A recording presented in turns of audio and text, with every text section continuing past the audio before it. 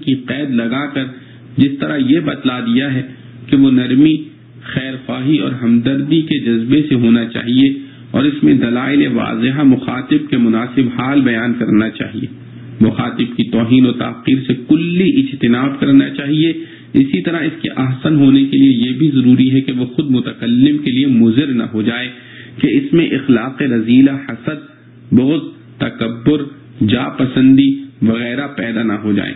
جو باطنی گناہ کبیرہ ہیں۔ اور آج کل کی بحث و مباحثہ، مناظرہ، مجادلہ میں شاذ و نادر ہی کوئی اللہ کا بندہ ان سے نجات پائے تو ممکن ہے، ورنہ عادتاً ان سے بچنا سخت دشوار ہے۔ امام غزالی علیہ الرحمہ نے فرمایا کہ جس طرح شراب ام الخبائث ہے کہ خود بھی بڑا گناہ ہے اور دوسرے بڑے بڑے جسمانی گناہوں کا ذریعہ بھی ہے، اسی طرح بحث و مباحثہ میں جب مقصود مخاطب پر غلبہ پانا اور اپنا علمی تفوق لوگوں پر ظاہر کرنا ہو جائے تو وہ بھی باطن کے لیے ام الخبائث ہے، جس کے نتیجے میں بہت سے روحانی جرائم پیدا ہوتے ہیں، مثلا حسد، بغض، تکبر، غیبت، دوسرے کے عیوب کا تجسس، اس کی برائی سے خوش اور بھلائی سے رنجیدہ ہونا، قبول حق سے استکبار، دوسرے کے قول پر انصاف و اعتدال کے ساتھ غور کرنے کے بجائے جواب دہی کی فکر، خواہ اس میں قرآن و سنت میں کیسی ہی تعویلات کرنا پڑے۔ یہ تو وہ مہلکات ہیں جن میں باوقار علماء ہی مبتلا ہوتے ہیں، اور معاملہ جب ان کے متبعین میں پہنچتا ہے تو دست و گریباں اور جنگ و جدال کے معرکے گرم ہو جاتے ہیں۔ انا للہ۔ حضرت امام شافعی علیہ الرحمہ نے فرمایا، علم تو اہل علم و فضل کے مابین ایک رحم متصل رشتہ اخوت و برادری ہے، تو وہ لوگ جنہوں نے علم ہی کو دعوت بنا لیا ہے وہ دوسروں کو اپنے مذہب کی اقتداء کی دعوت کس طرح دیتے ہیں؟ ان کے پیش نظر دوسرے پر غلبہ پانا ہی ہے، تو پھر ان سے باہمی انس و مودت اور مروت کا تصور کیسے کیا جا سکتا ہے؟ اور ایک انسان کے لیے اس سے بڑھ کر شر اور برائی اور کیا ہوگی کہ وہ اس کو منافقین کے اخلاق میں مبتلا کر دے اور مومنین و متقین کے اخلاق سے محروم کر دیا جائے، اور مومنین و متقین کے اخلاق سے محروم کر دے۔ امام غزالی رحمۃ اللہ علیہ نے فرمایا کہ علم دین اور دعوت حق میں اشتغال رکھنے والا یا تو اصول صحیحہ کے تابع اور مہلک خطرات سے مجتنب ہو رہ کر سعادت ابدی حاصل کر لیتا ہے، یا پھر اس مقام سے گرتا ہے تو شقاوت ابدی کی طرف جاتا ہے۔ اس کا درمیان میں رہنا بہت مستبعد ہے، کیونکہ جو علم نافع نہ ہو وہ عذاب ہی ہے۔ رسول کریم صلی اللہ علیہ وسلم کا ارشاد ہے، اشد الناس عذابا یوم القیامت عالم لم ينفعه اللہ بعلمہ۔ سب سے زیادہ سخت عذاب میں قیامت کے دن وہ عالم ہوگا جس کے علم سے اللہ تعالیٰ نے اس کو نفع نہ بخشا ہو۔ ایک دوسری حدیث صحیح میں ہے، علم دین کو اس غرض سے نہ سیکھو کہ اس کے ذریعے دوسرے علماء کے مقابلے میں فخر و عزت حاصل کرو، یا کم علم لوگوں سے جھگڑے کرو، یا اس کے ذریعے لوگوں کی توجہ اپنی طرف کر لو۔ جو ایسا کرے گا وہ آگ میں ہے۔ اس لیے ائمہ فقہا اور اہل حق کا مسلک اس معاملے میں یہ تھا کہ علمی مسائل میں جھگڑا اور جدال ہرگز جائز نہیں سمجھتے تھے۔ دعوت حق کے لیے اتنا کافی ہے کہ جس کو خطا پر سمجھے اس کو نرمی اور خیر خواہی کے عنوان سے دلائل کے ساتھ اس کی خطا پر متنبہ کر دے، پھر وہ قبول کر لے تو بہتر، ورنہ سکوت اختیار کرے، جھگڑے اور بدگوئی سے کلی احتراز کرے۔ حضرت امام مالک رحمۃ اللہ علیہ کا ارشاد ہے، امام مالک رحمۃ اللہ علیہ نے فرمایا کہ علم میں جھگڑا اور جدال نور علم کو انسان کے قلب سے نکال دیتا ہے۔ کسی نے عرض کیا کہ ایک شخص جس کو سنت کا علم ہو کیا وہ حفاظت سنت کے لیے جدال کر سکتا ہے؟ فرمایا نہیں، بلکہ اس کو چاہیے کہ مخاطب کو صحیح بات سے آگاہ کرتے، پھر وہ قبول کر لے تو بہتر، ورنہ سکوت اختیار کرے۔ اس زمانے میں دعوت و اصلاح کا کام پوری طرح مؤثر نہ ہونے کے دو سبب ہیں۔ ایک تو یہ کہ فساد زمانہ اور حرام چیزوں کی کثرت کے سبب عام طور پر لوگوں کے قلوب سخت اور آخرت سے غافل ہو گئے ہیں، اور قبول حق کی توفیق کم ہو گئی ہے۔ اور بعض تو اس قہر میں مبتلا ہیں جس کی خبر رسول اللہ صلی اللہ علیہ وسلم نے دی تھی کہ آخر زمانے میں بہت سے لوگوں کے قلوب اوندھے ہو جائیں گے، بھلے برے کی پہچان اور جائز و ناجائز کا امتیاز ان کے دل سے اٹھ جائے گا۔ اور دوسرا سبب یہ کہ امر بالمعروف اور نہی عن المنکر اور دعوت حق کے فرائض سے غفلت عام ہو گئی ہے۔ عوام کا تو کیا ذکر، خواص علماء و صلحاء بھی اس ضرورت کا احساس بہت کم ہے۔ یہ سمجھ لیا گیا ہے کہ اپنے اعمال درست کر لیے جائیں تو یہ کافی ہے، خواہ ان کی اولاد، بیوی، بھائی، دوست، احباب کیسے ہی گناہوں میں مبتلا رہیں، ان کی اصلاح کی فکر گویا ان کے ذمے ہی نہیں۔ حالانکہ قرآن و حدیث کی نصوص صریحہ ہر شخص کے ذمے اپنے اہل و عیال اور متعلقین کی اصلاح کو فرض قرار دے رہی ہیں۔ قُوا أَنفُسَكُمْ وَأَهْلِيكُمْ نَارًا۔ اور پھر اگر کچھ لوگ دعوت و اصلاح کے فریضے کی طرف توجہ دیتے بھی ہیں تو وہ قرآنی تعلیمات اور دعوت پیغمبرانہ کے اصول و آداب سے نا آشنا ہے، بے سوچے سمجھے جس کو جس وقت جو چاہا کہہ ڈالا اور یہ سمجھ بیٹھے کہ ہم نے اپنا فرض ادا کر دیا ہے۔ حالانکہ یہ طرز عمل سنت انبیاء علیہ السلام کے خلاف ہونے کی وجہ سے لوگوں کو دین اور راہ اور احکام دین پر عمل کرنے سے اور زیادہ دور پھینک دیتا ہے، خصوصاً جہاں کسی دوسرے پر تنقید کی نوبت آئے تو تنقید کا نام لے کر تنقیص اور استہزاء و تمسخر تک پہنچ جاتے ہیں۔ حضرت امام شافعی علیہ رحمہ نے فرمایا، جس شخص کو کسی غلطی پر متنبہ کرنا ہے، اگر تم نے اس کو تنہائی میں نرمی کے ساتھ سمجھایا تو یہ نصیحت ہے، اور اگر اعلانیہ لوگوں کے سامنے اس کو رسوا کیا تو یہ فضیحت ہے۔ آج کل تو ایک دوسرے کے عیوب کو اخباروں، اشتہاروں کے ذریعے منظر عام پر لانے کو دین کی خدمت سمجھ لیا گیا ہے۔ اللہ تعالی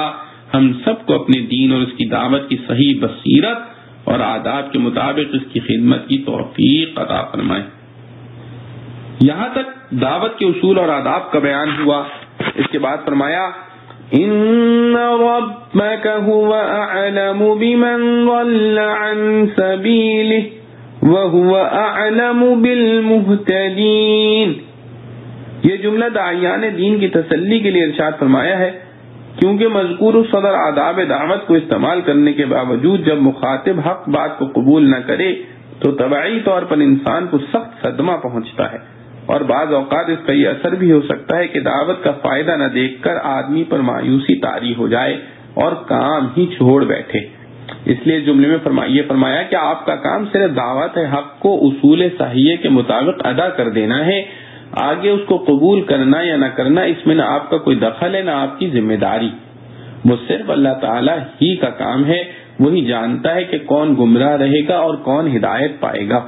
آپ اس فکر میں نہ پڑیں، آپ کام کرتے رہیں، اس میں ہمت نہ ہاریں، مایوس نہ ہوں۔ اس سے معلوم ہوا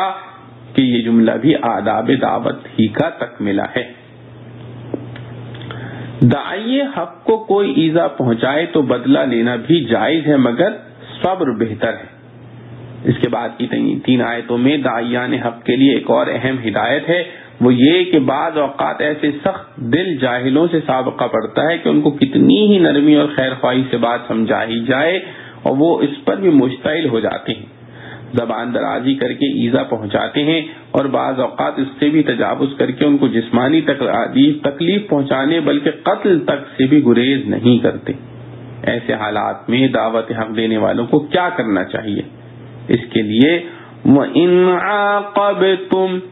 ایک تو ان حضرات کو قانونی حق دیا گیا کہ جو آپ پر ظلم کرے آپ کو بھی اس سے اپنا بدلہ لینا جائز ہے، مگر اس شرط کے ساتھ کہ بدلہ لینے میں مقدار ظلم سے تجاوز نہ ہو، جتنا ظلم اس نے کیا ہے اتنا ہی بدلہ لیا جائے، اس میں زیادتی نہ ہونے پائے۔ اور آخر آیت میں مشورہ دیا گیا کہ اگرچہ آپ کو انتقام لینے کا حق ہے لیکن صبر کریں اور انتقام نہ لیں تو یہ بہتر ہے۔ آیات مذکورہ کا شان نزول اور رسول کریم صلی اللہ علیہ وسلم و صحابہ رضوان اللہ علیہم اجمعین کی طرف سے تعمیل حکم۔ جمہور مفسرین کے نزدیک یہ آیت مدنی ہے، غزوہ احد میں 70 صحابہ کی شہادت اور حضرت حمزہ رضی اللہ عنہ کو قتل کر کے مطلع کرنے کے واقعے میں نازل ہوئی۔ صحیح بخاری کی روایت اسی کے مطابق ہے، دارقطنی نے بروایت ابن عباس رضی اللہ عنہ نقل کیا ہے کہ غزوہ احد میں جب مشرکین لوٹ گئے تو صحابہ کرام رضوان اللہ علیہم اجمعین میں سے 70 اکابر کی لاشیں سامنے آئیں، جن میں حضرت صلی اللہ علیہ وسلم کے عم محترم حضرت حمزہ رضی اللہ عنہ بھی تھے۔ چونکہ مشرکین کو ان پر بڑا غیظ تھا، اس لیے ان کو قتل کرنے کے بعد ان کی لاش پر اپنا غصہ اس طرح نکالا کہ ان کی ناک، کان اور دوسرے اعضاء کاٹے گئے، پیٹ چاک کیا گیا۔ رسول اللہ صلی اللہ علیہ وسلم کو اس منظر سے سخت صدمہ پہنچا اور آپ صلی اللہ علیہ وسلم نے فرمایا کہ میں حمزہ رضی اللہ عنہ کے بدلے میں مشرکین کے 70 آدمیوں کا اسی طرح مطلع کروں گا جیسا انہوں نے حمزہ رضی اللہ عنہ کو کیا ہے۔ اس واقعے میں یہ 3 آیات نازل ہوئیں۔ وَإِنْ عَاقَبْتُمْ، بعض روایات میں ہے کہ دوسرے حضرات صحابہ کے ساتھ ان ظالموں نے اسی طرح کا معاملہ مصلح کرنے کا کیا تھا۔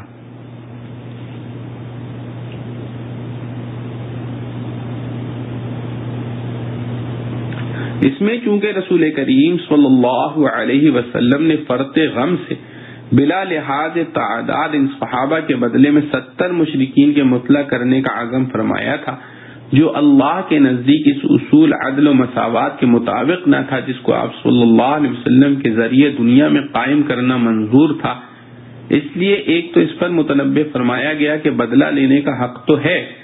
مگر اسی مقدار اور پیمانے پر جس مقدار کا ظلم ہے۔ بلا لحاظ تعداد چند کا بدلہ 70 سے لینا درست نہیں۔ دوسرے، آپ کو مکارم اخلاق کا نمونہ بنانا مقصود تھا، اس لیے یہ نصیحت کی گئی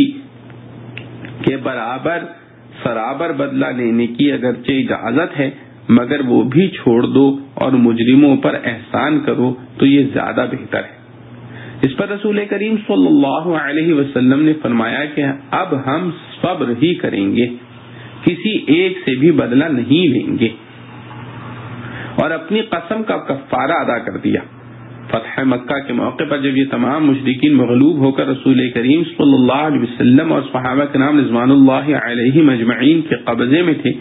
یہ موقع تھا کہ اپنا وہ عزم و ارادہ پورا کر لیتے جو غزوہ احد کے وقت کیا تھا،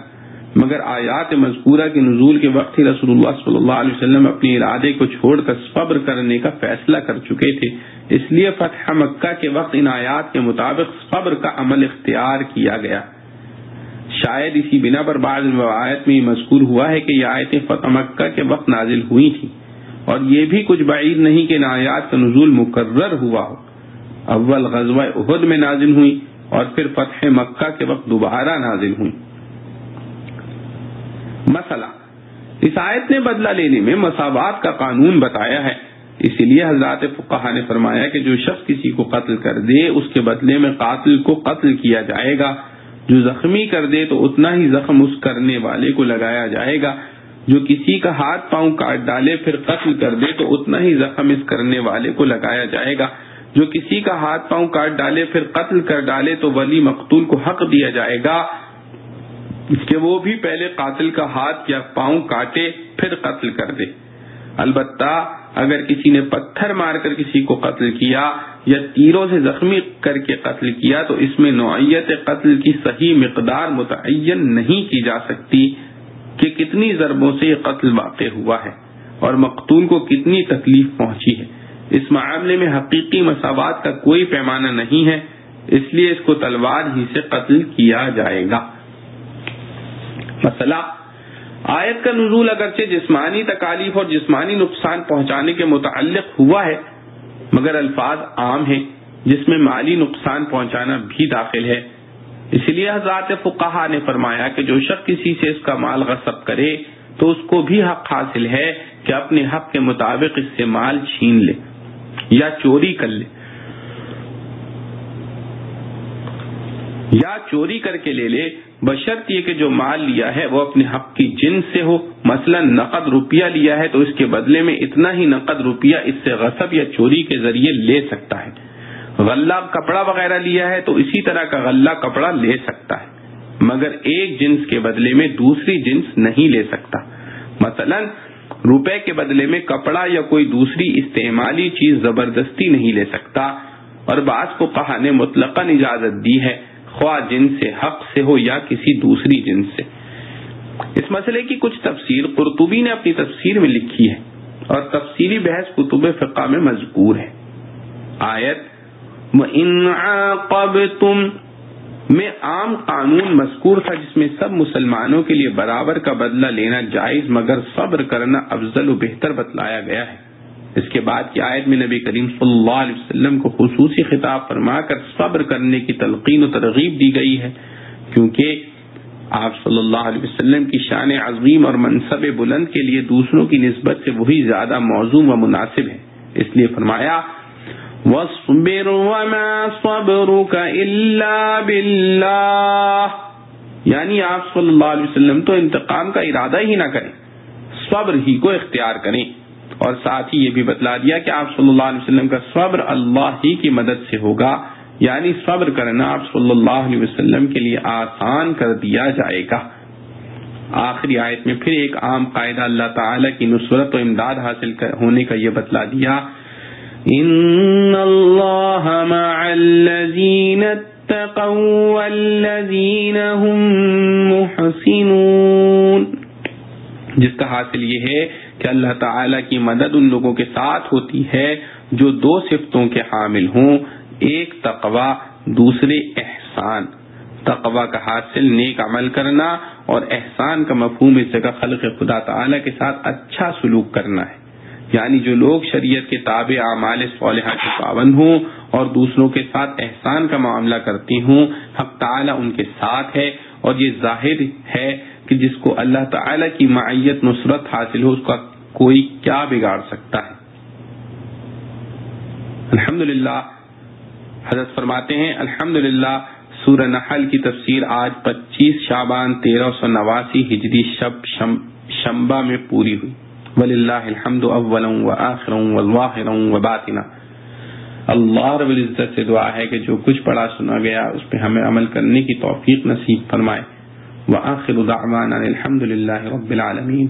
ربنا تقبل منا انك انت السميع العليم وتب علينا انك انت التواب الرحيم۔ سبحان ربك رب العزة عما يصفون وسلام على المرسلين والحمد لله رب العالمين۔